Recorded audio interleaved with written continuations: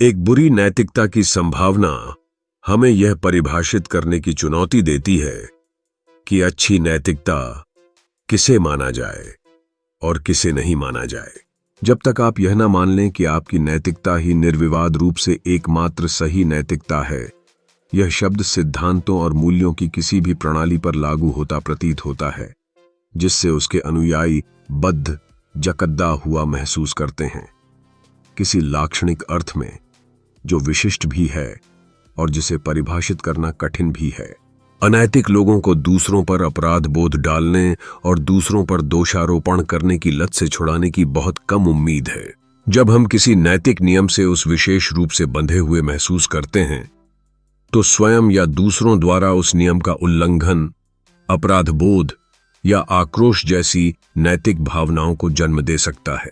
जैसे एक नाजी अपने सहयोगी द्वारा यहूदियों पर अत्याचार करने में उत्साह की कमी पर क्रोधित हो सकता है। एक कट्टरपंथी जिहादी अपनी बेटी को गुप्त रूप से पढ़ना लिखना सिखाने के लिए दोषी महसूस कर सकता है। अच्छी और बुरी नैतिकताओं के बीच निर्णय लेना एक बार फिर नैतिकता की नींव की तलाश में भटकाव की स्थिति पैदा कर देगा। यह तर्कों की शक्ति का आकलन करने के पहले से ही कठिन कार्य में और अधिक जटिल और कठिन बना सकता है। उनके मनोवैज्ञानिक स्वरूप में, जिस तरह से वे जीवन को संरचित करते हैं और नैतिक भावनाओं को जन्म देते हैं, बुरी और अच्छी नैतिकताएं एक जैसी होती हैं। शायद जैसा कि नीत्शे ने तर्क दिया था, भय और आक्रोश में निहित ऐसी भावनाएं ही हमें नैतिकता में विश्वास करने के लिए प्रेरित करती हैं, क्योंकि नैतिकता हमें दोष देने का अधिकार देती है जिसे हम त्यागने से हिचकिचाते हैं। यह मुझे मेरी आखिरी शिकायत पर लाता है। नैतिकता कुरूप भावनाओं को जन्म देती है। यह हमें उन लोगों के प्रति तिरस्कारपूर्ण महसूस करने के लिए प्रोत्साहित करती है जो हमारे सिद्धांतों को मानने में विफल रहते हैं, या उन लोगों से श्रेष्ठ होने के लिए जो उनके सिद्धांतों के अनुसार जीने में विफल रहते हैं। यह हमें उस शाश्वत आनंद की दैनिक अनुभूति कराती है जिसका वादा संत थॉमस एक्विनास ने चुने हुए लोगों से किया था, जिनके शाश्वत आनंद, जैसा कि उन्होंने हमें आश्वासन दिया था, शापित लोगों की यातनाओं को देखकर और भी बढ़ जाएगा। इसके अलावा यह हमें एक खास तरह के पछतावे में डूबने के लिए आमंत्रित करती है जिसे हम अपराध बोध कहकर नैतिक रूप से श्रेष्ठ मानते हैं। अपराध बोध प्राथमिक नैतिक भावना है। इसका दावा किया जाने वाला लाभ यह है कि यह आपको भविष्य में बेहतर व्यवहार करने के लिए प्रेरित करता है, लेकिन साधारण पछतावा भविष्य के विकल्पों को सूचित और निर्देशित करने में उतना ही सक्षम है। अपराध बोध के विपरीत पछतावा नैतिक दायरे से बंधा नहीं है। मैं किसी संगीत कार्यक्रम में शामिल न होने का उतना ही आसानी से पछतावा कर सकता हूं जितना कि निर्दयी व्यवहार करने का। हम नैतिक अधिकार का दावा किए बिना भी अतीत से सीख सकते हैं। नैतिकता त्यागने से हम क्या खोते हैं? एक अनैतिकतावादी होने के नाते मैं सुंदर या अच्छा या दिलचस्प या सद्गुणी चीजों को महत्व देता रहता हूं। ग्रीक शब्द एरिटे के नैतिक रूप से तटस्थ अर्थ में मैं कह सकता हूं कि मैं उन ज्यादातर चीजों की परवाह करता हूं जिनकी परवाह कई नैतिक लोग करते हैं। इसमें दूसरों की भलाई के साथ साथ मेरी अपनी भलाई भी शामिल है।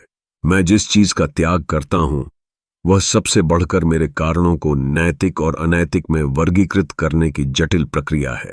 जहां तक इस प्रक्रिया का उद्देश्य मुझे कार्य करने के लिए नए कारण प्रदान करना है, यह केवल दोहरी गणना के आधार पर या परम मूल्यों के बारे में अस्पष्ट और विवादित अंतर्ज्ञानों से मेरे मौजूदा कारणों को निकालने का प्रयास करके ही हो सकता है। मेरे पास दयालु होने, धोखा न देने या झूठ न बोलने के बहुत सारे कारण हैं। ठीक वैसे ही जैसे मेरे पास कुछ किताबें पढ़ने के बजाय कुछ और पढ़ने या यहां वहां घूमने के बजाय यहां वहां घूमने के कारण हैं। इस बात की चिंता क्यों करें कि उनमें से कौन से कारण नैतिक हैं? यह लेबल कारणों में कुछ भी नहीं जोड़ता। और अगर फिर भी मैं धोखा देता हूं या झूठ बोलता हूं तो वही कारण मुझे पछताने पर मजबूर कर सकते हैं।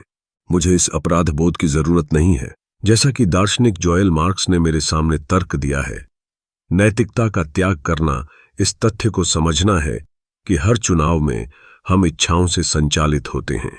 कुछ इच्छाएं किसी ऐसी चीज के लिए होती हैं जिसे हम बस अपने लिए चाहते हैं।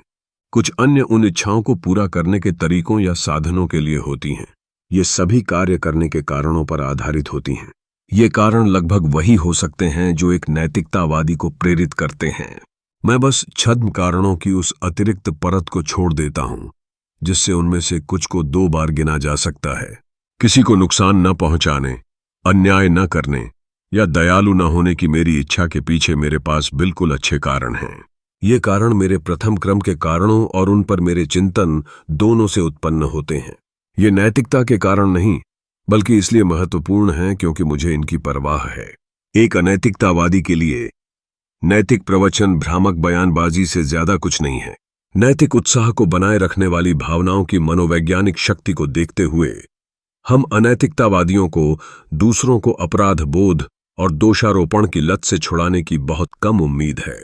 न ही मैं पेशेवर नैतिकतावादियों से अपनी नौकरी से इस्तीफा देने की उम्मीद करता हूं।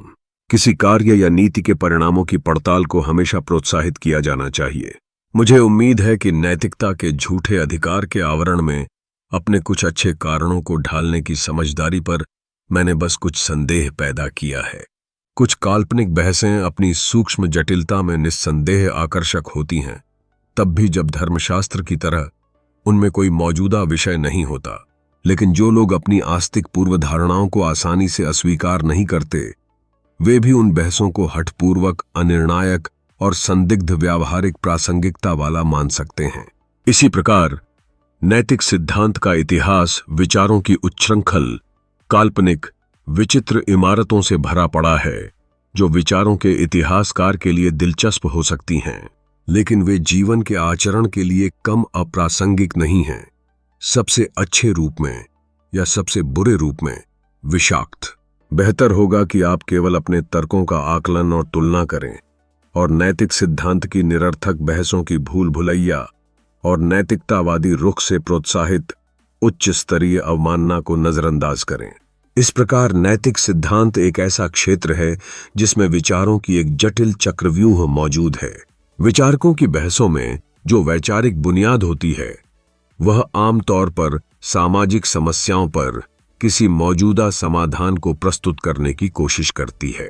हालांकि जब हम इन बहसों का अध्ययन करते हैं, तो यह समझना जरूरी है कि ये विचार अक्सर वास्तविक जीवन के अनुभव से कितनी दूर जा सकते हैं।